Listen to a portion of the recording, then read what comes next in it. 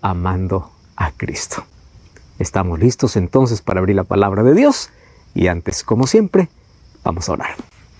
Querido Dios, gracias por esta oportunidad que tenemos de estar en este ambiente tan maravilloso para poder aprender las enseñanzas de este apóstol que tú levantaste para poder llevar el mensaje para todo el mundo. En su mensaje hay tantas lecciones que tenemos que aprender. En su vida hay cosas que nosotros tenemos que aprender.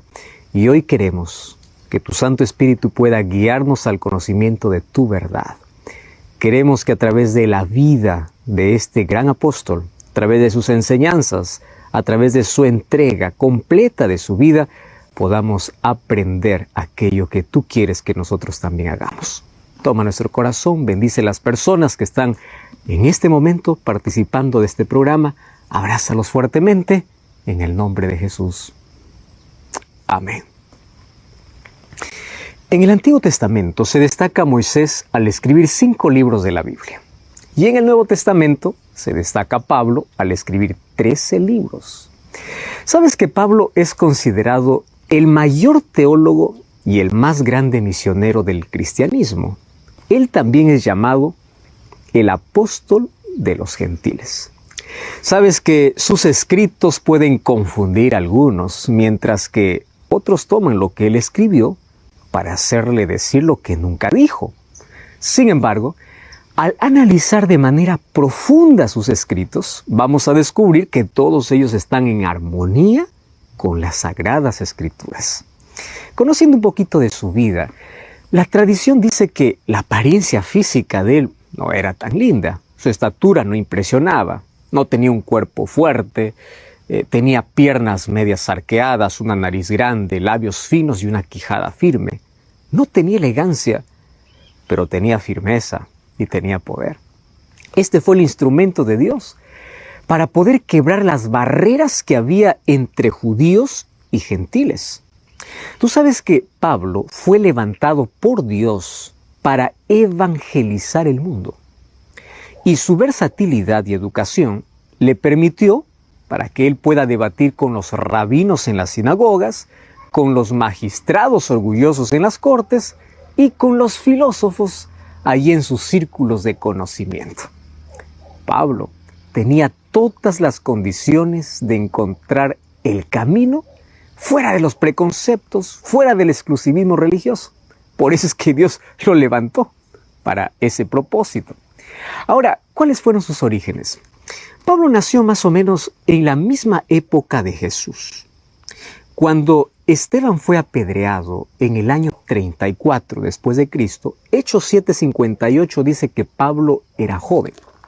Y en el mundo griego, joven significa una persona que tiene entre 20 y 30 años. Es más probable que Pablo tenga 30 años, ya que él era miembro del Sanedrín judío, y allí no se aceptaba a menores de 30 años. Entonces, más o menos tenía 30 años en esa época. Y eso significa que mientras Jesús jugaba como niño en las calles de Nazaret, Pablo jugaba allí en las calles de Tarso, que estaba al otro lado de las cordilleras del Líbano. Y Tarso está más o menos en medio del camino entre Jerusalén, que era el centro del judaísmo, y Constantinopla, que fue capital del primer emperador romano. Tarso, sabes que Tarso era la principal ciudad de Cilicia. Era uno de los 3 principales centros de educación del mundo de aquella época. Ahora, sus escuelas se dedicaban a la filosofía, a la retórica y al derecho. Era una ciudad notable por la ciencia, por la educación y por la cultura que tenía. Y esa cultura es donde se mezclaban griegos, romanos y judíos. O sea, la ciudad de Tarso era una ciudad políglota. Por eso es que allí Pablo aprendió no solo el hebreo y la lengua que hablaba su pueblo, que era el arameo, sino también aprendió el griego, y además puede ser que Pablo haya aprendido el idioma latín, que era la lengua oficial en todo el Imperio Romano, allá en el primer siglo de la era cristiana. Muchos llamaban a Tarso orgullosamente la pequeña Roma, porque personas de diferentes orígenes vivían allí. y allí por eso se escuchaban diferentes lenguas. ¿Sabes que la ciudad de Tarso comercializaba pelo fino y pelo de cabra, que era usado para un tejido rústico? Y de entre las mercaderías fabricadas y comercializadas, pues estaban también las tiendas.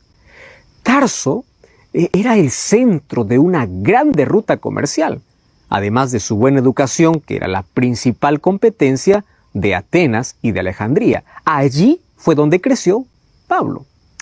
Ahora, Pablo siempre amó las ciudades. Si nosotros hacemos una comparación, mira, a Jesús le gustaba enseñar al pie de las montañas, pero a Pablo le gustaba ir de una ciudad a otra. Estaba en Antioquía, Éfeso, Atenas, Corinto, Roma, que eran las capitales del mundo antiguo. Mientras que Jesús usaba las imágenes de la naturaleza, los lirios, las ovejas, el buen sembrador, Pablo usa un lenguaje de ciudad. Él usa el lenguaje de soldado, de la armadura, del atleta, de construcción de casas, para que veas la diferencia entre ellos dos. Ahora, su padre era uno de los muchos judíos dispersos por las ciudades del mundo gentil que estaba envuelto en la actividad comercial. Y claro que el padre de Pablo pues seguía firme sus costumbres en vestimenta, en alimentación, en religión. Y es posible que Pablo haya nacido en Palestina, porque según Filipenses 3:5, él dice que es hebreo de hebreos. Y ese era un título que solo pertenecía a los judíos que nacían en Palestina. Por lo tanto, el corazón de Pablo estaba en Jerusalén. Los héroes que Pablo tenía de niño no eran Horacio ni Hércules, sino era Abraham, José, David, Moisés. Esos eran sus héroes. Ahora, ¿será que Pablo frecuentó la Universidad de Tarso? ¿Será que allí bebió las fuentes de sabiduría de los griegos? Es interesante ver que Pablo hace referencia a los poetas griegos. Eso significa que él estaba muy familiarizado con la literatura de Grecia. Cuando nosotros vamos a analizar el discurso en Atenas, muestra la capacidad que tenía. Además, recordemos que la Universidad de Tarso era conocida por sus debates.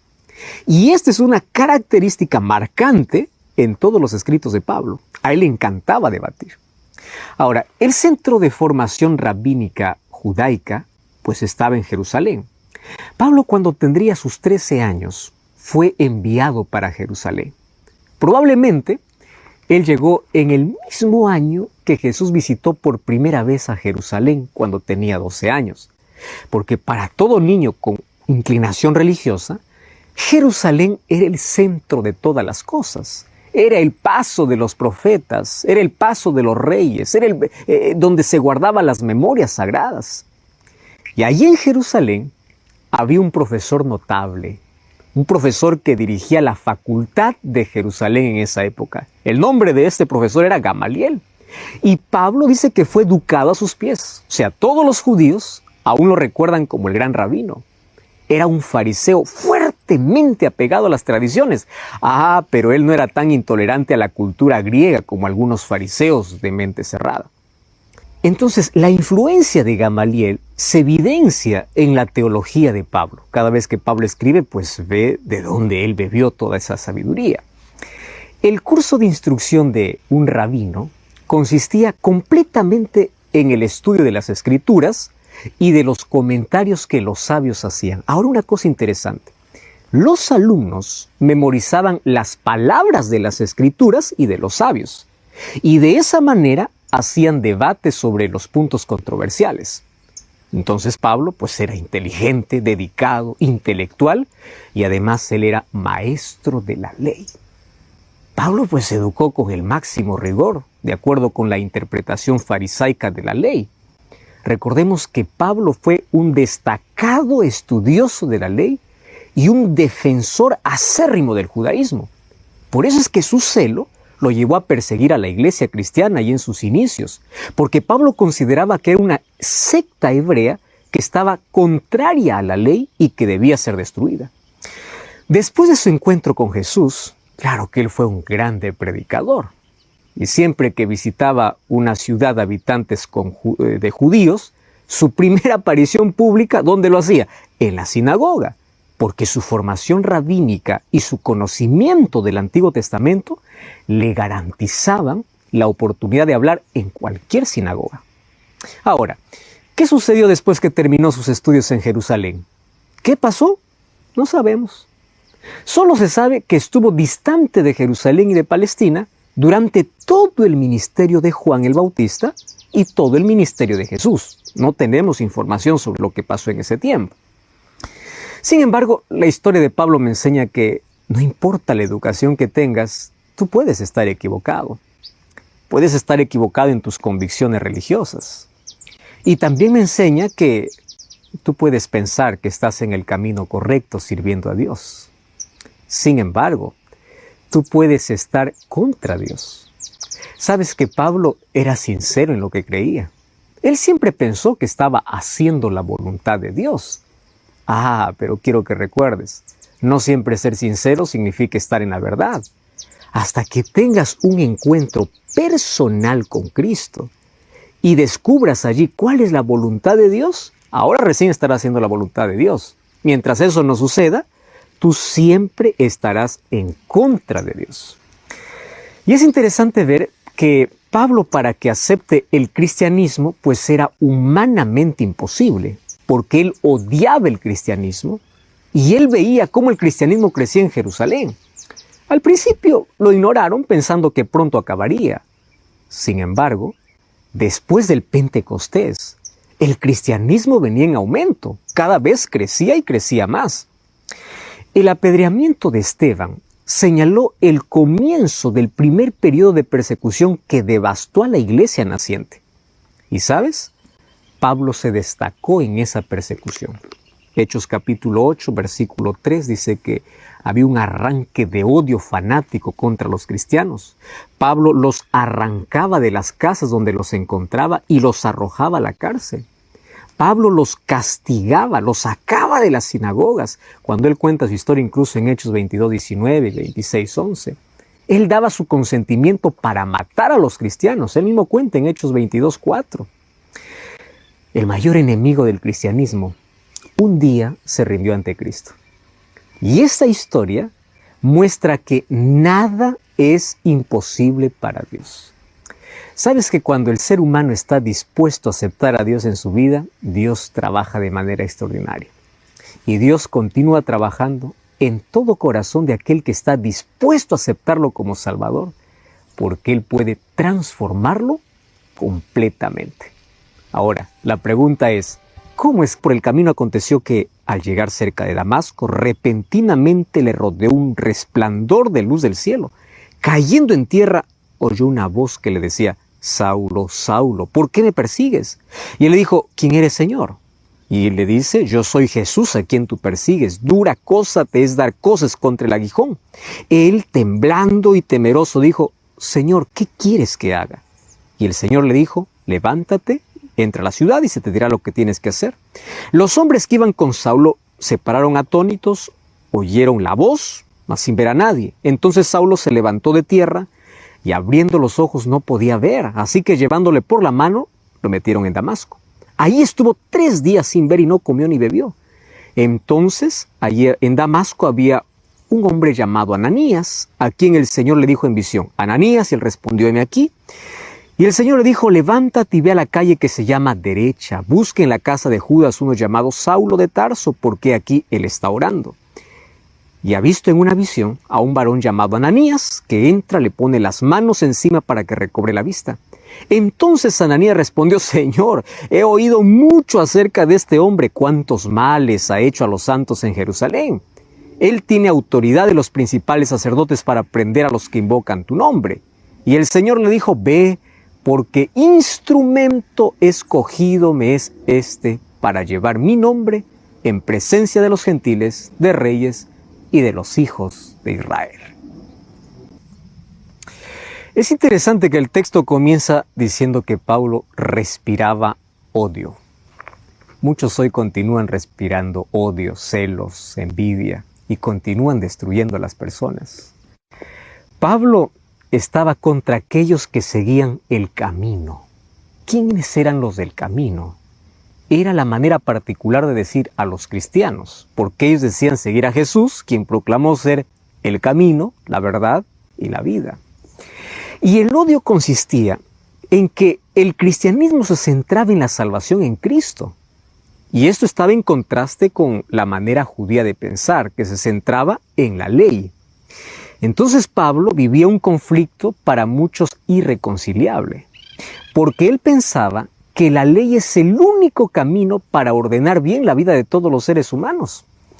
Y es por eso que pensaba que cuanto más destruía a los seguidores del camino que era Cristo, sería mucho mejor.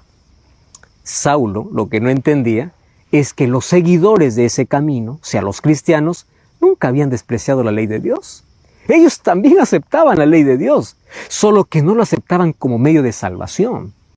Estos seguidores de Cristo, pues aceptaban a Jesucristo como el único medio de salvación y aceptaban a la ley no como medio de salvación, sino como la evidencia de haber sido salvos por la gracia de Dios. Esto es cristianismo verdadero. La obediencia a la ley de Dios es el fruto de la fe. Infelizmente hay muchos cristianos hoy que se fueron al lado opuesto, desprecian la ley de Dios y piensan que no es necesaria. Sin embargo, si eliminamos la ley de Dios, pues nada nos condenaría de pecado. Y si nadie nos dice que es pecado, pues no habría necesidad de un Salvador.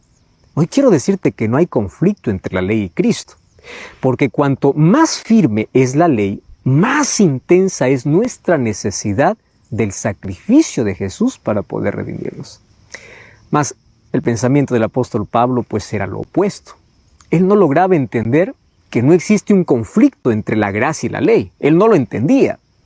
Y por no entenderlo, él pensaba que los cristianos estaban equivocados. Y porque estaban equivocados tenían que ser eliminados. Para Pablo pensaba que estaba haciendo un favor a Dios. Por eso es que él iba a Damasco. Y a partir del versículo 3 en adelante, cuenta lo que sucedió en el trayecto, allí en su viaje. De Jerusalén para Damasco hay unos 250 kilómetros. El viaje llevaba aproximadamente unos 6 días. Y en el viaje sucedió algo inesperado. Porque al acercarse a Damasco, una luz del cielo llenó el espacio alrededor de Saulo. Y Saulo allí quedó ciego. Él fue derribado probablemente del caballo en el cual iba. Y cuando estaba allí en el suelo, él escuchó una voz: Saulo, Saulo, ¿por qué me persigues? La pregunta era puntual. Ahora, la mente de Pablo, como siempre, trabajó con suma rapidez y entendió que no eran los cristianos a quienes perseguía, solo que él no lo sabía. Por eso es que su respuesta fue: ¿quién eres, Señor? Y la respuesta de Jesús fue inmediata: yo soy Jesús, a quien tú estás persiguiendo.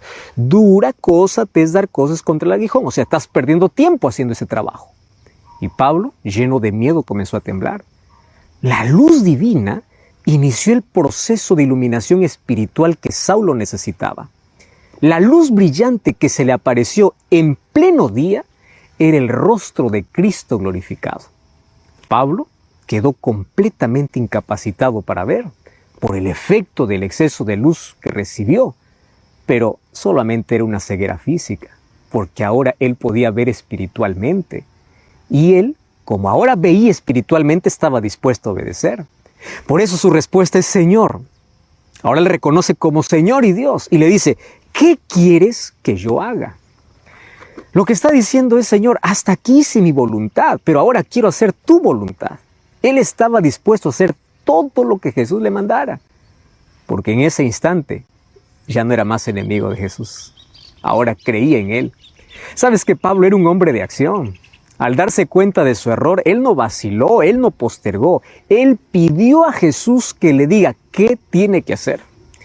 Él se dio cuenta de que debía someter su voluntad a la voluntad de Cristo y que debía hacerlo ya, no con palabras, debía hacerlo con acciones. Entonces, el Señor tampoco demoró en aceptarlo. Jesús le dijo: levántate, entra a la ciudad y allí se te dirá lo que tienes que hacer. Entonces él se levantó del suelo, sus hombres que estaban con él pues los llevaron de la mano a la ciudad. Y allí en la ciudad permaneció 3 días en ayuno, sin comer ni beber. Y en esos 3 días él esperó las instrucciones que Jesús le había prometido. Ahora quiero que imagine la siguiente escena. Por aquella principal calle de Damasco pasa un ciego llevado por un grupo de personas. El mismo que tenía el corazón lleno de odio, que respiraba amenazas, ahora pasa humillado, quebrado por dentro. ¿Sabes que él tuvo tiempo suficiente para dudar o para olvidarse de todo? Hoy muchos seres humanos hacen así. Si las cosas que Dios les anuncia no ocurren como ellos esperan, pues lo que hacen es dejar de creer. Y a causa de su incredulidad, no permite que Dios haga grandes milagros. Saulo no era así. Él creyó en las palabras de Jesús y no le importó si tuviera que permanecer ciego e inmóvil, es más, esperando. Fueron 3 días de silencio que esperó y él continuó esperando, él continuó confiando en la palabra de Jesús. A partir del versículo 9 hasta el versículo 19 dice que en Damasco había un discípulo llamado Ananías. Él tenía un buen testimonio, posiblemente era uno de los dirigentes de los cristianos que había allí en Damasco. Entonces Jesús se le apareció en visión y le dice a Ananías. Él responde, heme aquí, aquí estoy. Y la orden fue, levántate y ve a la calle cuyo nombre es la derecha y busca allí en la casa de Judas a un hombre llamado Saulo de Tarso. Y le dice, él está orando y te ha visto en visión que tú entras y tú colocas sus manos sobre él para que pueda recobrar la vista. Dios sabe dónde encontrarte, sabe tu dirección exacta. Pero Ananías fue totalmente tomado por sorpresa. Él sabía todo de Saulo, él sabía de la furia de Saulo, de las persecuciones, él sabía del objetivo de su viaje para Damasco. Y lo que Saulo hacía era tan violento que Ananías, a pesar de que él estaba acostumbrado a obedecer la voz de Dios, él se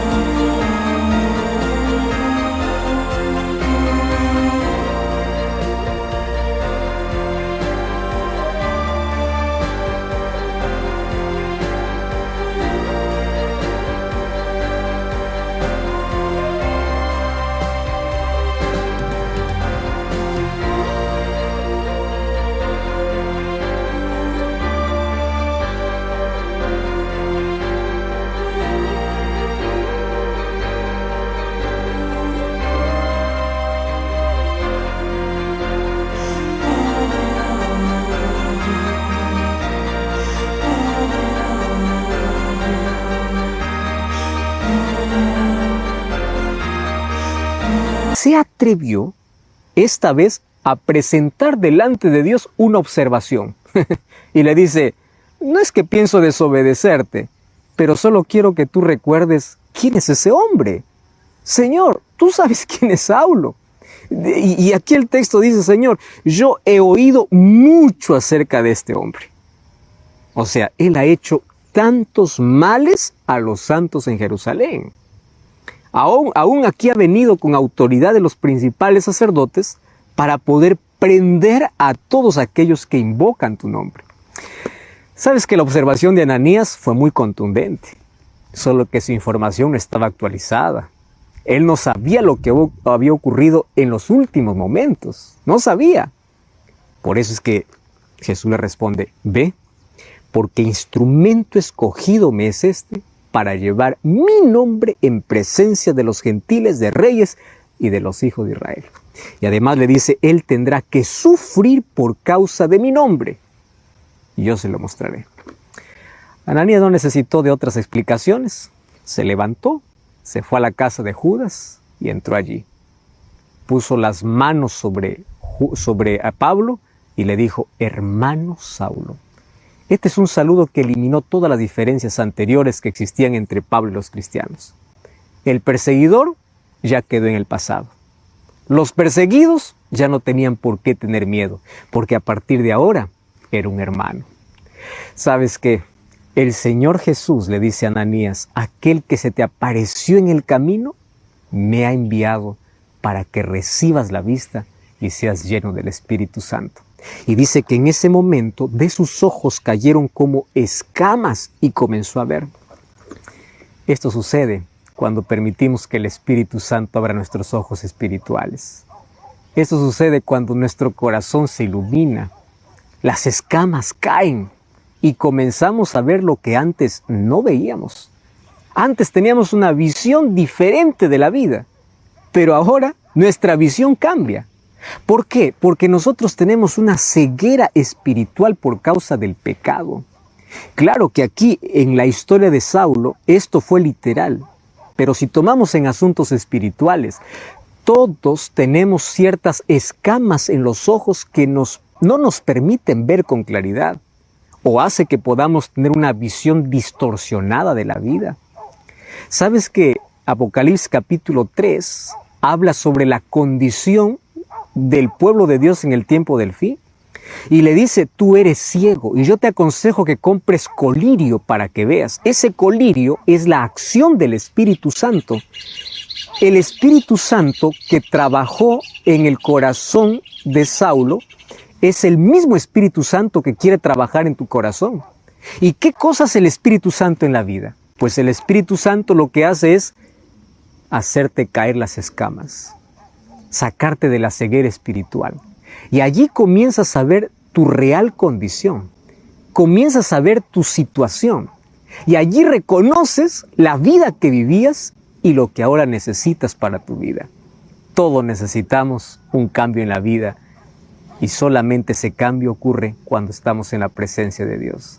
Todos necesitamos que se caigan las escamas de los ojos, porque esas escamas nos impiden ver con claridad el plan que Dios tiene para nuestra vida. Esas escamas de pecado necesitan caer para que recién podamos ver. Qué interesante. Mientras Saulo estaba ciego, en su corazón había tanta luz. Sabes que hoy podemos también recibir ese milagro en nuestro corazón. Los mayores milagros no son aquellos que se aplauden o son los milagros asombrosos. Los mayores milagros son los milagros silenciosos, aquellos que ocurren en el interior. Mira el poder de Dios. Para Él no existe nada imposible. Un perseguidor pasó a ser proclamador. Aquel que odiaba tanto a los cristianos pasó a amar tanto al Cristo de los cristianos. Eso se llama poder. Y esa transformación hoy está disponible. ¿Sabes cuál es el mayor milagro que Dios puede hacer? El mayor milagro es abrir tus ojos, hacerte caer las escamas. El mayor milagro es sacarte de una vida destruida por el pecado a una vida construida para su reino.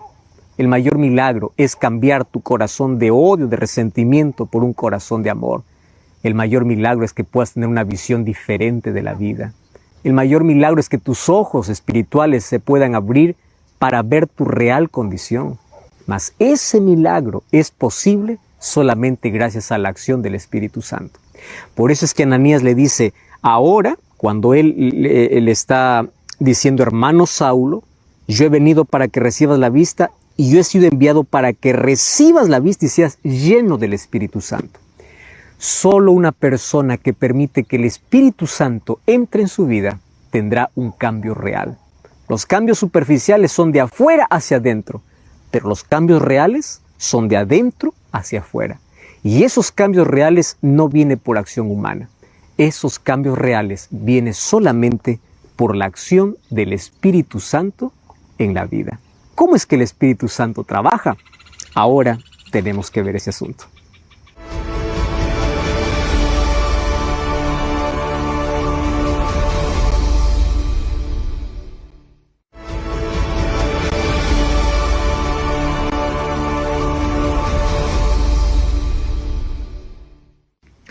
¿Cómo es que el Espíritu Santo hace ese trabajo misterioso y silencioso en nuestro corazón?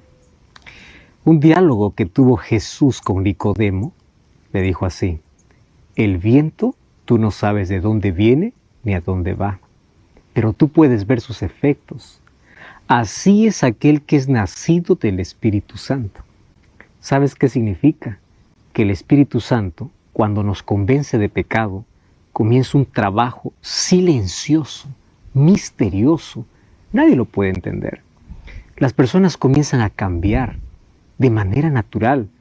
No es un fruto forzado, es un fruto natural. Eso es lo que el Espíritu Santo hace en el corazón de las personas que le permite actuar. Hay un texto extraordinario en el Antiguo Testamento, en el libro de Ezequiel capítulo 36, versículo 26, donde es la promesa de Dios. Y dice así: os daré un corazón nuevo y pondré mi espíritu dentro de vosotros y quitaré de vuestra carne el corazón de piedra y os daré un corazón de carne. Esta era la experiencia de Pablo. Pablo tenía un corazón de piedra, un corazón endurecido. Y una de las cosas que hace el pecado en nuestra vida es endurecer nuestro corazón. Y tú puedes decir, pastor, ¿qué significa endurecimiento de corazón? ¿Está hablando del órgano que bombea sangre? No, estoy hablando de la mente. La mente cada vez se cierra a la influencia del Espíritu Santo. Y esto es peligroso, porque un momento llegas a perder la sensibilidad. La promesa de Dios es: yo cambiaré tu mente, yo pondré un espíritu nuevo, yo quitaré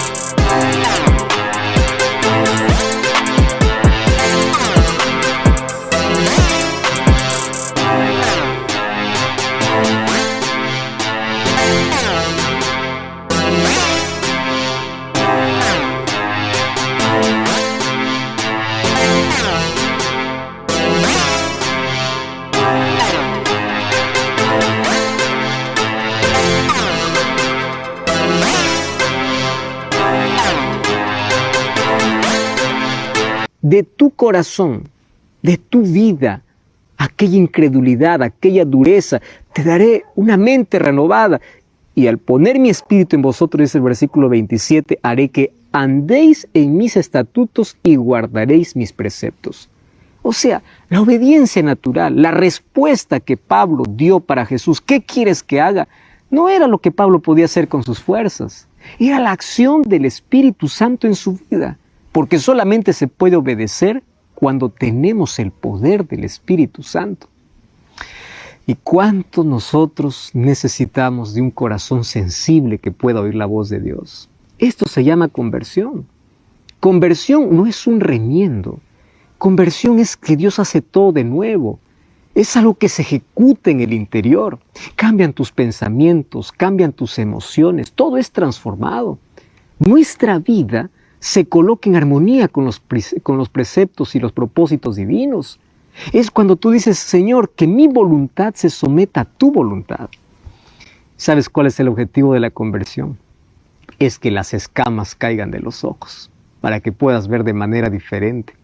Mira, lo que Pablo tanto odiaba, ahora era lo que tanto amaba. Cuando vas a Filipenses 1:21, dice que para él todo es Cristo. Jesús se convirtió en el centro de su vida. Jesús se convirtió en su esperanza, en su motivación, en su alegría, en su mayor tesoro, en la razón de su vida. Ahora sabía para qué vive y para quién vive. ¿Tú ya descubriste eso?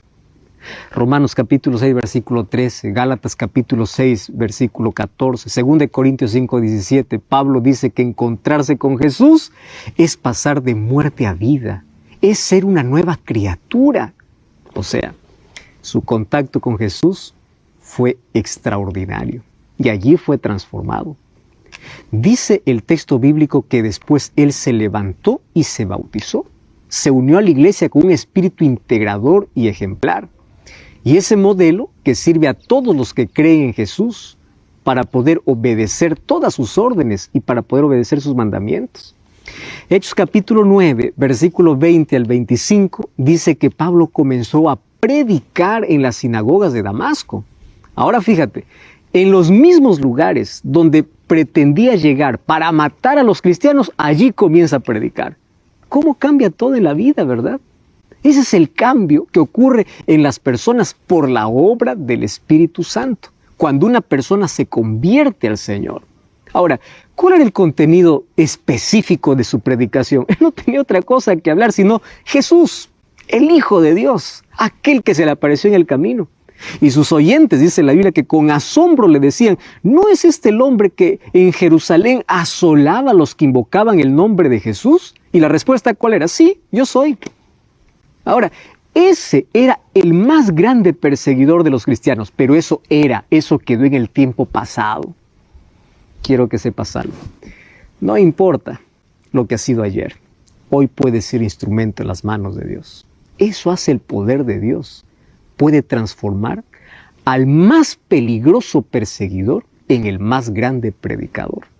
Puede transformar al asesino a un hijo de Dios. Podemos decir que Pablo experimentó una auténtica muerte al pecado y una resurrección a una nueva vida. Murió para que pueda renacer en Cristo como una nueva criatura. Sabes que para algunos la conversión es una experiencia dolorosa.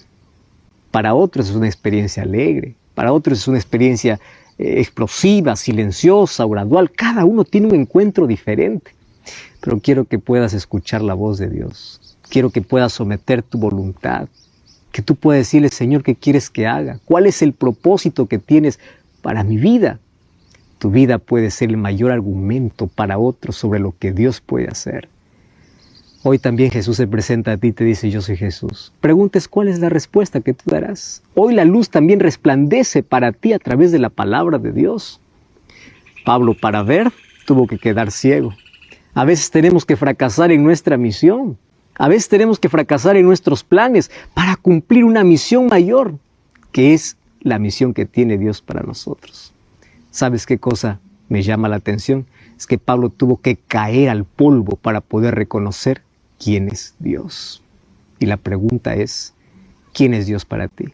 Jesús dice así, el que no es conmigo, contra mí es. La pregunta es, ¿tú ya tuviste ese encuentro con Jesús? ¿Tú ya conoces de Jesús? ¿Quién es Dios para ti?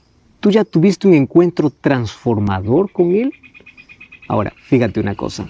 Si aún todavía no has tenido ese encuentro, hoy quiero extraer algunas lecciones importantísimas del capítulo 9 del libro de Hechos.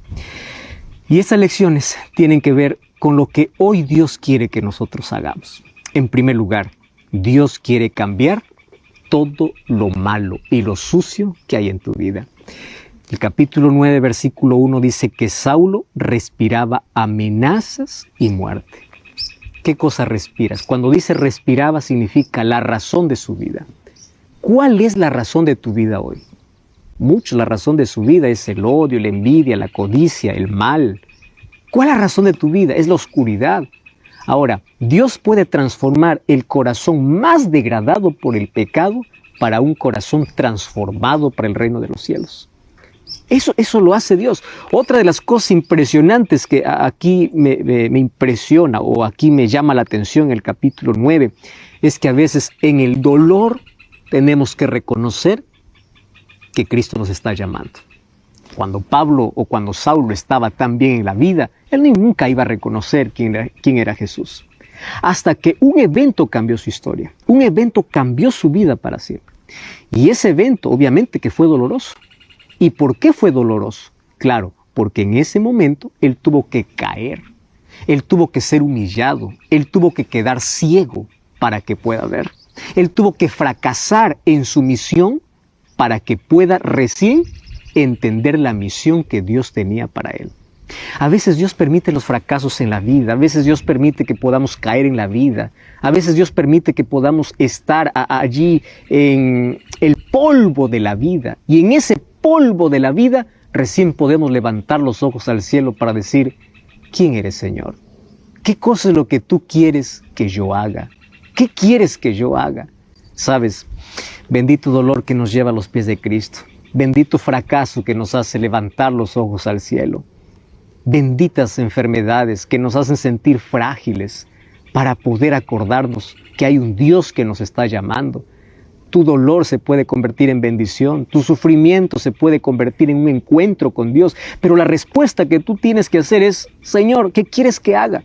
Pero antes de decir qué quieres que haga, tú tienes que decir quién eres, Señor. Y para conocer a ese Señor que te está llamando, necesitas un encuentro primero con la palabra de Dios. Para conocer cuál es el carácter de Dios, cuál es el plan que Dios tiene para tu vida. ¿Quién eres? Una vez que te conozco, entonces, ¿qué quieres que haga? Yo quiero hacer tu voluntad, quiero someter mi voluntad a tu voluntad. Yo no quiero más seguir mi propósito, mi vida, mi plan. Yo quiero someter mis planes a tu voluntad. Eso es lo que sucedió aquí. Otra de las cosas interesantes es el encuentro que Dios tiene con Ananías. Otra lección importante para la vida. Dios le dice a Ananías, anda a tal dirección. En esa dirección vas a encontrar un hombre que está orando. Dios conoce exactamente dónde estás. Dios no solamente ve tus acciones, Dios ve tus motivaciones, Dios ve lo que ocurrió exactamente en los últimos minutos de tu vida. Claro que Ananías no sabía, porque él solamente sabía el pasado de Saulo, no sabía el presente de Saulo. Qué lindo es saber que a Dios ya no le interesa más el pasado cuando en tu presente está Él. Qué extraordinario es saber de ese Dios, que el pasado lo deja ya en su lugar, en el pasado, porque ahora sabe que en el presente hay algo mejor, y ese presente es Cristo. ¿Y qué cosa me llama la atención? Para Ananías, Saulo era apenas un perseguidor, era un asesino, pero para Dios, ¿quién era? Un instrumento escogido. Tú puedes ser para las personas la oveja negra, tú puedes ser para los demás el malo, el criminal, pero para Dios tú puedes ser un instrumento si le permites actuar. ¿Sabes una cosa? Dios no te ve como eres en el presente. Dios te ve como serás en el futuro, transformado por su gracia para honra de Él. ¿Cómo es posible que un asesino pueda ser un instrumento de Dios? Claro, tiene que pasar por el proceso de transformación. Y ese proceso de transformación ocurre cuando tenemos un encuentro real con Dios. Finalmente, aquí dice que después que Pablo entendió todo, después que él recobró la vista, versículo 18 dice, se levantó y fue bautizado. Porque el bautismo marca nuestro comienzo, marca nuestra experiencia con Dios. Nadie puede decir, yo me encontré con Dios, pero no quiero ser bautizado. Mira, qué interesante este proceso. Ese proceso comienza con el trabajo del Espíritu Santo en el corazón, pero el Espíritu Santo en el corazón te motiva y te lleva a una decisión por Cristo. ¿Cuál es la decisión? Una entrega completa a través del bautismo. Pablo comenzó su nueva historia siendo bautizado. Tú también eres invitado a una nueva vida. El Espíritu Santo ya está trabajando de manera silenciosa en tu corazón. Ahora, sin embargo, todavía no has tomado ese paso de fe. ¿Qué cosa es lo que estás esperando? Este es el momento para tomar la decisión. Yo quiero ser como Saulo, quiero tener un encuentro con Cristo, quiero permitir que el Espíritu Santo entre en mi vida, transforme mi vida y yo también quiero ser bautizado. Y a partir de allí tú comienzas una nueva vida, con una nueva visión y con una nueva misión. ¿Entendiste? Una nueva visión, porque empiezas a ver las cosas de manera diferente, y una nueva visión o una nueva misión, porque Dios tiene un plan y un propósito para tu vida. Cuando vamos al libro de Filipenses, capítulo 1, el versículo 21, Pablo dice así, porque para mí el vivir es Cristo y el morir es ganancia. Cristo se convirtió en el centro de su vida. ¿Pero cómo lo hizo? Filipenses capítulo 3, versículo 8, o versículo 7 y versículo 8 dice así. Por cuántas cosas eran para mí ganancia, las he estimado como pérdida por amor de Cristo. ¿Estás entendiendo ese texto?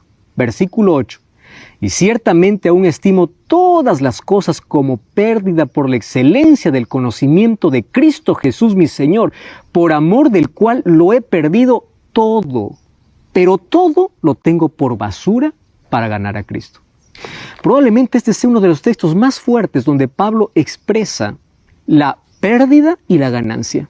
¿Qué cosa perdió Pablo? Probablemente influencia, poder, familia,